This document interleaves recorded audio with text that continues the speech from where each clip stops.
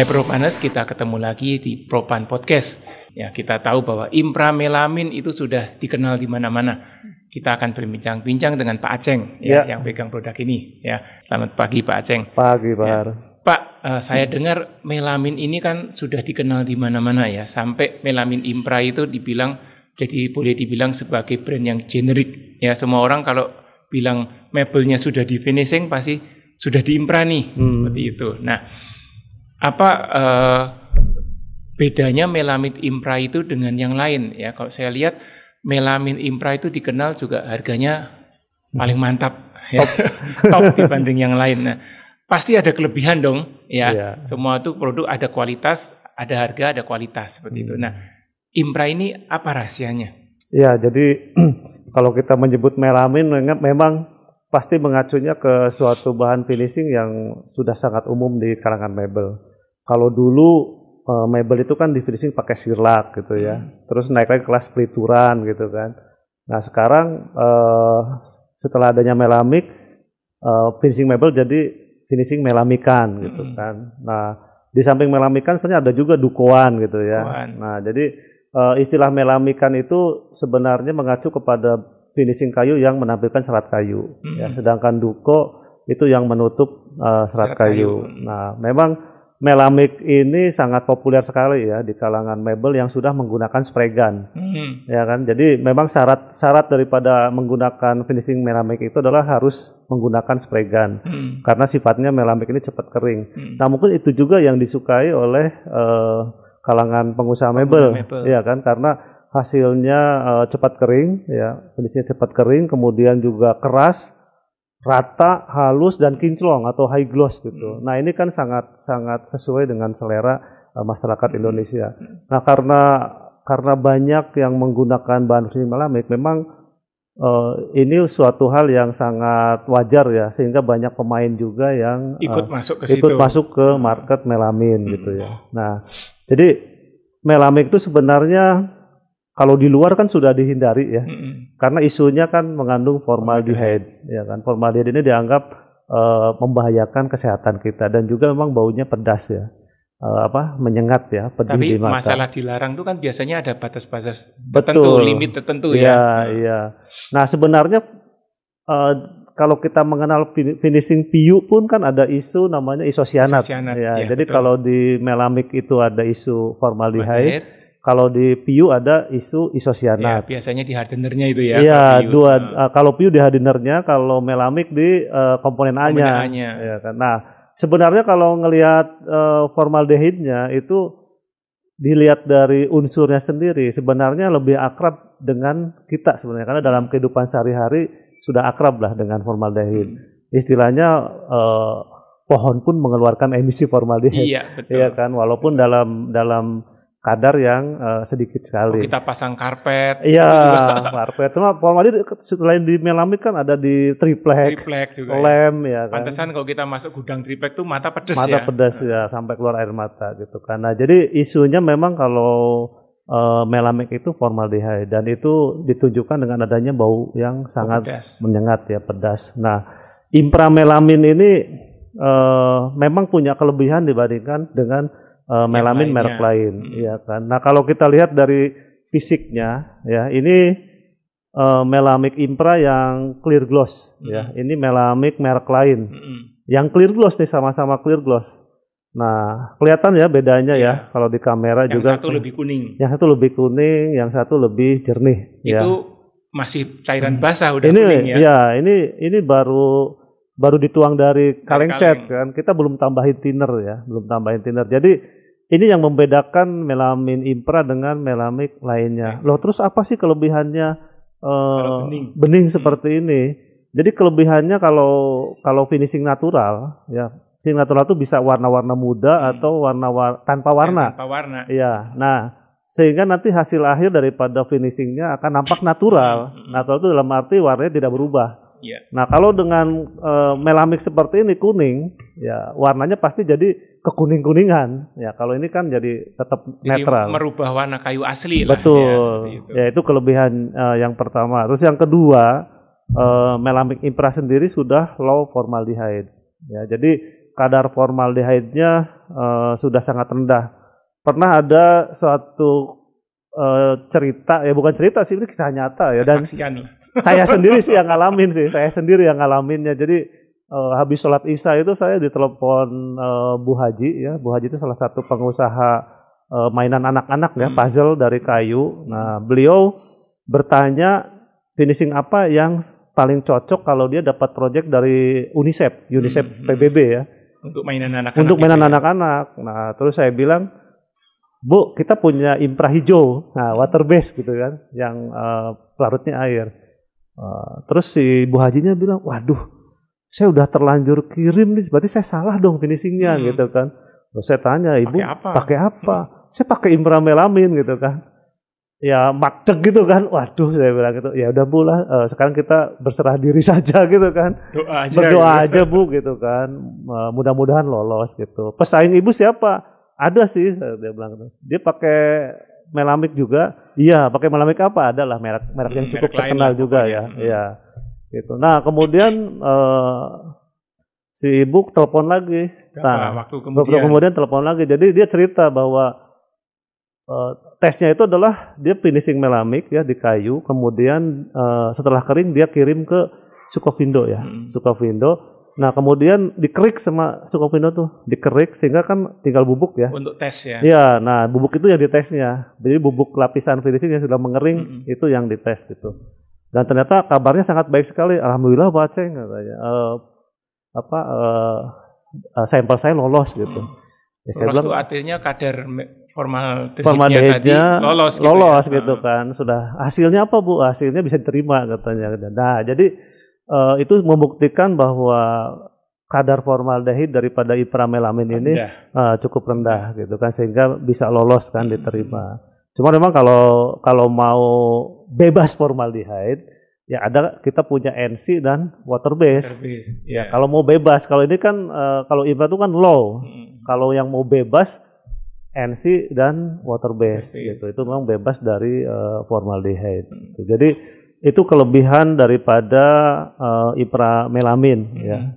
Saya dengar melamin propan itu juga cat basahnya, maksudnya waktu dikeluarkan juga melalui berbagai macam tes ya dari QC-nya ya. Betul. Jadi kalau terutama untuk ekspor ya, itu kan ada cold check ya. Jadi setelah di finishing itu disimpan di suhu yang cukup panas untuk mensimulasikan sebenarnya kontainer ya, dalam kontainer ya. Kalau ke negara-negara yang cukup jauh kan bisa 3 bulan, 4 musim gitu. Iya, 4 musim gitu. Itu sebagai simulasi gitu. Jadi berapa cycle itu panas dingin gitu kan.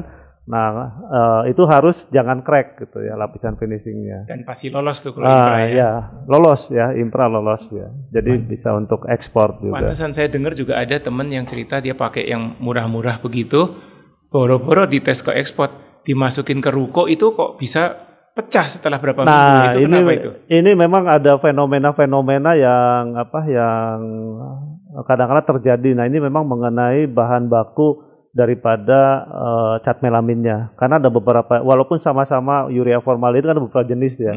Nah, ada jenis-jenis tertentu yang memang sangat sensitif, agak sensitif terhadap kelembaban. Jadi kalau dia ketemu cuaca yang sudah kering, jadi disemprot sudah kering gitu ya. Nah, pada saat nanti ketemu cuaca lembab ya, itu jadi kayak agak melunak kembali, malah lengket-lengket gitu. Kayak mau susut gitu? Bukan, jadi kayak blocking gitu loh, Pak. Mekar, kayak lengket, teki-teki gitu kan, kayak lengket-lengket gitu kan. Nah, ini yang sangat merugikan beberapa pengusaha mebel yang ekspor. Bisa diklaim itu? Ya, itu diklaim ya. Karena apa? Karena sudah kering, sebenarnya sudah kering. Dan nggak teki-teki di kita gitu, tapi pas dikirim sampai sana dibuka gitu kan, dan di sananya mungkin sedang cuaca dingin ya, musim dingin atau apa. Nah, itu jadi teki-teki. Nah, itu memang ada beberapa jenis bahan baku melamin tertentu yang dan memang murah itu. Bahan bakunya murah gitu kan. Nah, jadi ada fenomena seperti itu. Nah, kalau mengenai keras ya, memang dari cat melamik itu sendiri kan sebenarnya di dalam komponen A-nya itu kan terdiri dari 2 resin ya, ada amino dan alkid. Ya kan. Nah, amino ini yang membawa sifat keras, alkid yang membawa sifat fleksibel gitu kan. Nah, bisa saja memang orang mau terlalu mengarah ke keras, ya kan akhirnya lama-kelamaan memang jadi regas sih. Terlalu cepat regas gitu. Itu yang menjawab kenapa satu mebel ditempatin di ruko itu kan kalau Sabtu Minggu biasanya nggak dipakai jadi panas. Iya. Pas Senin sampai Jumat dipakai ruangan AC dingin jadi panas dingin berkali-kali. Betul. Akhirnya pecah juga gitu ya. Terutama di ujung-ujung ini kan, ya, itu sangat mudah sekali pecah. Ya, jadi memang bahan finishing melamin ini diakui memang sangat populer sekali ya di Indonesia, makanya sangat banyak sekali pemainnya di situ. Pemainnya sangat banyak gitu. Jadi ya kita juga harus hati-hati lah. Karena apa? Karena yang namanya finishing itu kan finish ya, hasil akhir ya.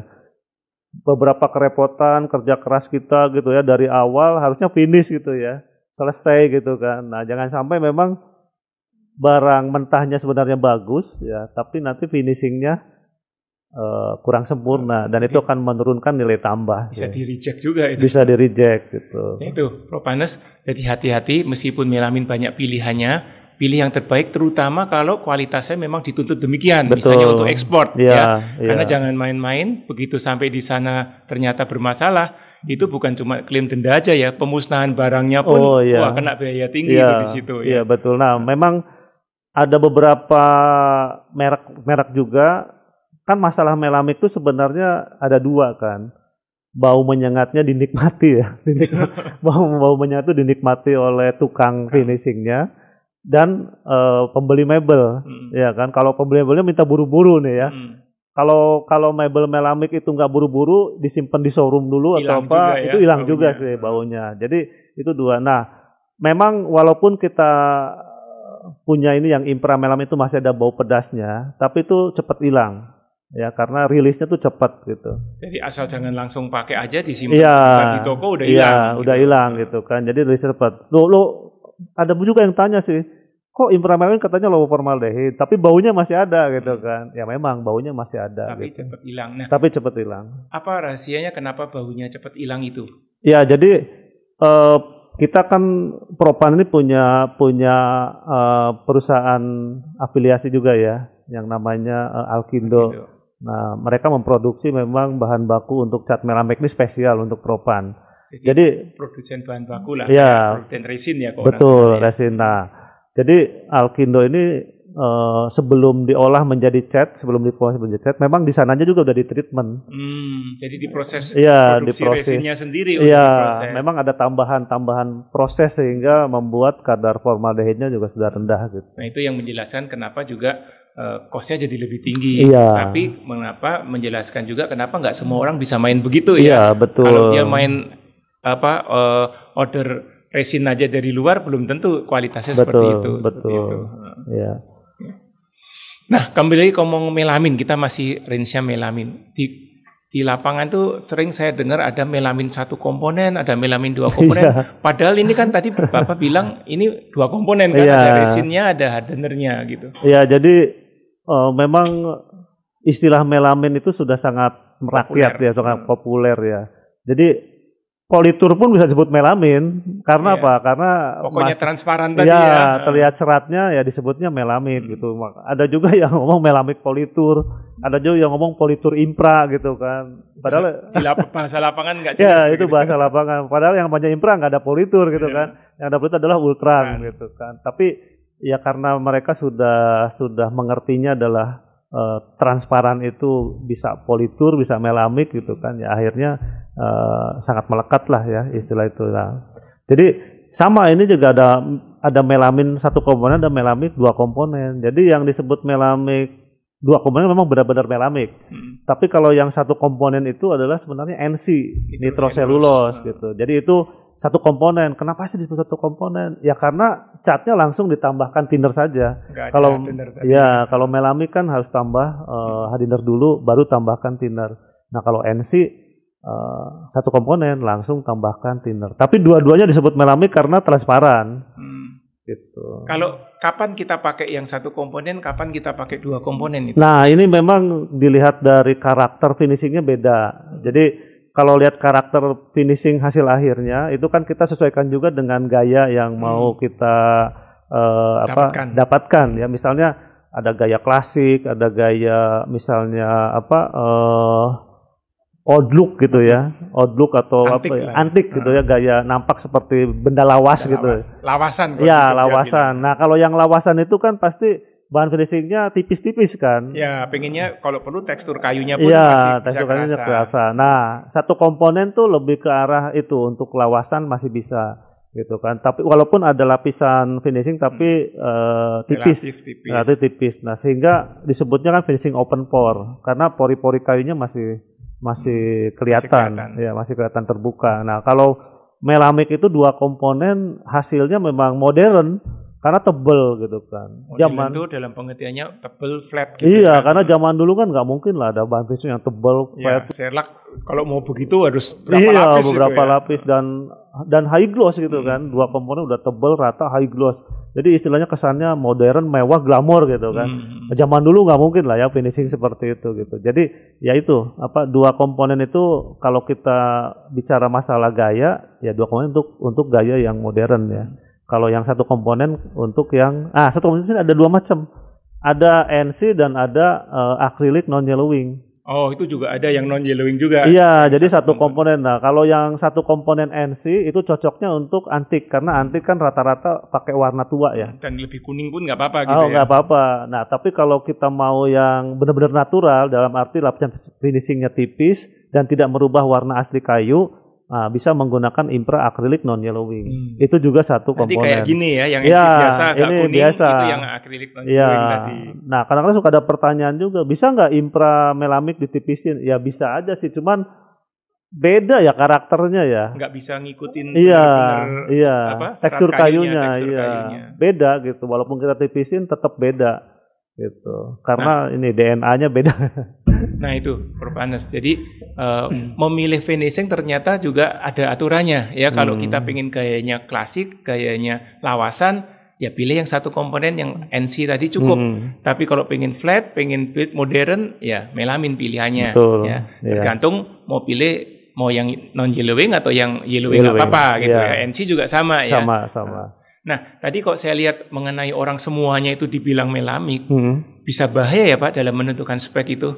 Ya, karena itu kita maunya melamin yang dua komponen, ternyata dikasihnya yang satu komponen. Ya itu yang terjadi di banyak RKS ya, RKS proyek-proyek besar malah ya. RKS itu rencana kerja dan syarat-syarat ya. Oh, spek proyek. Iya, sebenarnya itu spek proyek, cuman orang proyek nyebutnya RKS gitu ya. Nah, itu di RKS itu kalau sudah sampai ke tahapan finishing, sesi finishing, pasti yang disebut tuh hanya melamik dan duko. Hanya dua itu kan. Nah, ini memang sering jadi keributan sih antara kontraktor sama arsitek yang spek. Iya, mungkin di bayangan si desainernya seperti ini gitu. Kan misalnya bayangan interior desainernya ini clear gloss melamin gitu kan. Oh, kan tinggi gitu kan clear glossnya. Tapi tukang ini udah biasa makainya melamik satu komponen. Ya dia pakai melamik satu komponen, toh di RKS-nya disebutnya melamik kan. Nggak ngejar. Ya akhirnya nggak ngejar lah glossnya gitu kan. Pas dilihatin ini clear gloss bener gitu kan, tapi kan level glossnya beda. Gitu. Nah itu memang yang sering jadi keributan karena si specifiernya atau apa namanya speknya yang bikin speknya itu memang sangat mengenal juga istilahnya melamik atau duko gitu. Nah, apa yang Propan bisa bantu untuk customer atau konsultan desain itu? Ya, jadi kita juga suka mengadakan ini ya training ya, seminar ya, webinar ya. Nah, itu untuk membantu juga agar teman-teman arsitek yang di proyek juga bisa menulis speknya lebih jelas ya, lebih lengkap gitu sehingga tidak ada kesalahpahaman di kontraktornya yang melaksanakannya gitu. Jadi ya kita sharing pengetahuan. Nah, kalau ada kontraktor ingin tanya-tanya itu, kita ada web atau telepon bebas pulsa atau semacam ada itu? Telepon bebas pulsanya ada itu. Ya. Jadi bisa lewat web atau bisa juga masuk ke grup WhatsApp. Ya, sebab kita ada grup WhatsApp-nya. Iya, bisa masuk ke grup WhatsApp Propan. Ya. Oke, demikian Propanes. Jadi hati-hati menentukan spek, suatu hal yang sangat krusial dalam finishing mebel maupun bangunan. Jadi kita harus pilih dengan benar sesuai dengan karakter yang memang diinginkan supaya nanti jadinya tidak mengecewakan, seperti itu ya. Dan syukurnya Propan ada semua Ada, gitu ya. Jadi komplit. boleh dibilang one One-stop stop shopping ya. Ya, Mau Palu pakai Gada. apa aja ada gitu Iya, ya. iya. Tinggal kontak Propan atau cari webnya Iya. bisa temukan. Aplikasi-aplikasi juga bisa kita Bisa. download ya atau Iya. kita lihat ya di Iya. di YouTube atau di Iya. ini Propan ya. Betul. Ya, Propanes, makanya apapun produksi mebel ataupun bangunan Anda, kalau cari cat, Cari Propan. Propan. Cari cat, cari Propan.